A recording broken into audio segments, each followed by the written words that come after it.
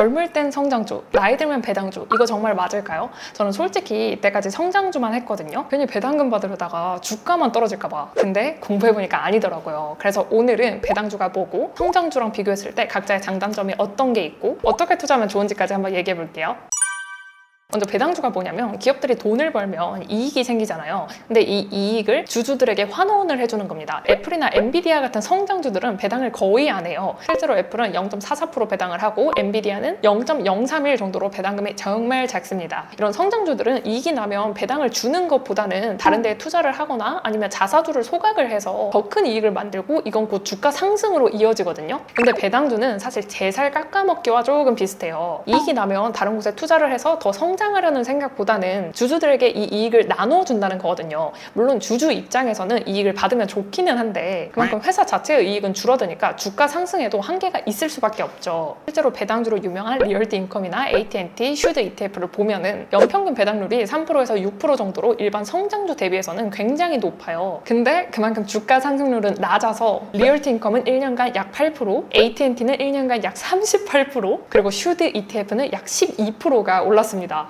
분명 성장률 낮다고 했는데 생각보다 엄청 많이 올랐죠. 여기다가 배당주는 배당금까지 받으면서 하락장에는 주가에 큰 타격을 받지 않아요. 배당주가 주가 성장도 괜찮고 배당금도 따박따박 나오고 그리고 하락장 때 주가 가격 방어까지 되니까 나름 괜찮지 않을까요? 근데 사실 모든 투자는 시기의 문제예요. 아까 봤던 배당주들 5년 수익률 한번 볼게요. 리얼티 인컴 5년간 마이너스 14%, AT&T 마이너스 26%, 슈드 ETF 플러스 60%입니다. 야, 이거 더 모르겠죠? 그럼 성장주 5년 수익률 한번 볼게요. 애플 약 350%, 엔비디아 3000%, 나스닥 ETF인 QQQ. 그리고 사실 성장주도 떨어지는 것들이 있어요. 예를 들어서 월트 디즈니 5년간 마이너스 32%.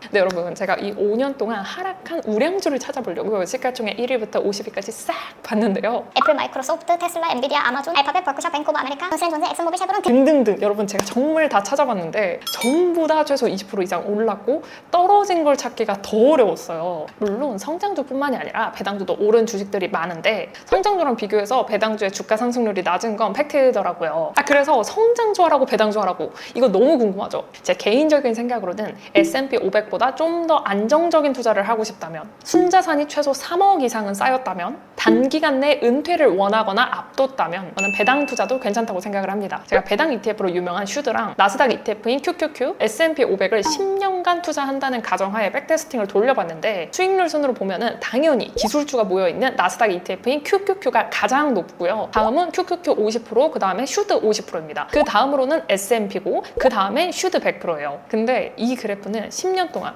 내가 받은 배당금을 모두 재투자한다는 가정하에 이 결과가 나오는 거예요. 근데 배당금을 재투자한다고 했을 때도 슈드가 가장 낮죠. 그러면 이번에는 배당금을 재투자하지 않는다는 가정하에 결과를 한번 볼게요. 약 10년 전에 QQQ에 $10,000를 투자했다면 10년 뒤에 84,376달러를 버는데 슈드에 했다면 31,543달러밖에 안 돼요. 그나마 QQQ랑 반반 투자를 한다면 성과는 더 나아지지만 문제는 QQQ랑 반반 나눠서 투자를 하면 배당금이 그만큼 절반으로 줄어들겠죠. 그래서 내가 어느 정도 슈드에 대한 원금이 받쳐주지 않는 이상은 배당금으로 은퇴하기가 현실적으로 좀 어렵다는 겁니다. 물론 배당주는 하락장 때 많이 안 빠진다는 장점이 있어요. 여기서 하락장 그래프를 보면은 2022년에는 QQQ가 마이너스 33%나 떨어졌는데 슈드는 마이너스 3%로 선방을 했죠. 그래서 장이 조금 안 좋을 때는 슈드의 하락률이 더 낮으니까 QQQ 절반, 슈드 절반 이런 식으로 좀 포트폴리오를 분산해봐도 좋겠죠. 실제로 이 그래프는 2023년부터 2024년까지의 백테스팅 결과인데 슈드 절반, QQQ 절반 한 게 오히려 수익률이 더 높았어요. 근데 장기적으로 보면은 결국 QQQ가 더 높을 수밖에 없다는 건 팩트입니다. 수익률은 비교적 성장주 대비해서 낮더라도 하락장에도 안전한 투자를 원한다면 배당 투자 또는 배당주 50, 성장주 50 이렇게 가져가 보는 것도 좋겠죠. 다만 시드머니가 부족한 20대라면 사실 배당 투자보다는 성장주 장기 투자가 훨씬 더 빨리 자산을 늘려줄 수 있습니다. 혹시 내가 빠른 은퇴나 파이어를 하고 싶다면 순자산 기준으로 최소 3억은 만들어놔야 은퇴가 조금은 가능할 것 같다라는 생각이 들더라고요. 왜 3억이냐면 뭐냐면 배당금으로 월 100만 원을 받으려면 배당률이 4%인 기업 기준으로 3억은 있어야 돼요. 3억 곱하기 연배당 4% 하면 1,200만 원이 나오죠. 근데 여기에 배당소득세 15%가 빠집니다. 그러면 1,020만 원이 남는데 이걸 나누기 12개월로 나누면 월 85만 원이 됩니다. 생각보다 배당주로 은퇴하기가 쉽지가 않아요. 물론 장기 투자를 하면 수익률은 더 늘어날 수도 있기는 한데 그거는 성장주를 장기 투자를 해도 마찬가지인 거거든요. 그래서 아직 시드가 부족한 2030은 배당주보다는 기술주를 하는 게 더 빠른 은퇴를 만들어 줄 수도 있습니다. 마지막으로 배당주랑 성장주 장단점 비교 한번 해볼게요. 가장 중요한 주가 상승, 배당주보단 기술주가 당연히 높습니다. 이 주가 상승에 대한 예시를 보면은 대표적인 ETF를 비교해 봤을 때 이런 결과가 나오고요.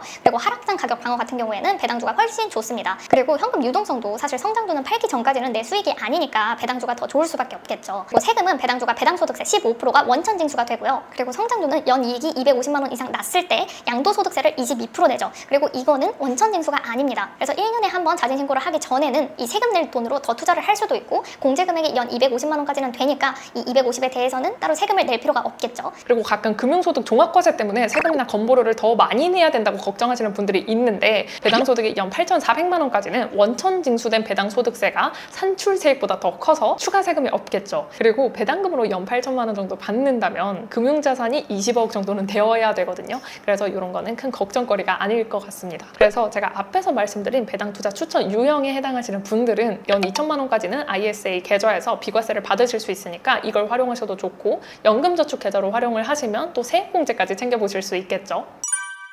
네, 여러분, 원래 오늘 영상은 좋은 배당주 고르는 법 그리고 대표적인 배당 ETF를 좀 비교를 해보려고 했는데요. 사실 우리 2030들은 투자할 기간이 상대적으로 길거든요. 그래서 저는 배당주보다는 성장주를 하시는 게 더 나을 것 같다는 생각이 많이 들더라고요. 진짜 마지막으로 제가 또 든 생각은요. 우리가 최저임금을 받더라도 요즘은 월 200을 받잖아요. 근데 배당금으로 월 200을 받으려면 원금이 최소 6억은 있어야 돼요. 그래서 매월 들어오는 월급이 참 소중한 거구나. 어느 정도 큰 자산을 만들기 전까지는 소득을 최대한 늘리면서 자산을 만들어야 한다 이런 생각이 들었고 머리가 가장 잘 돌아가는 20대 때 이직이나 엔잡으로 월 소득 100만 원 정도를 올리는 게 훨씬 더 현실적이고 빠르다는 생각이 들었습니다. 정말 잔소리로 느껴질 수도 있겠지만 소득은 한 번 올리면 상승장 하락장 상관없이 매월 100만 원씩을 더 받는 거잖아요. 즉 월급 100만 원은 자산 3억 원어치의 가치가 있다는 점을 명심하셔서 물론 퇴근하고 공부하기 힘들고 귀찮을 거예요. 근데 이런 걸 이겨내면 더 빨리 자유를 얻을 수 있다는 점을 명심을 해서 내일도 꾸준히 나아가 보자고요.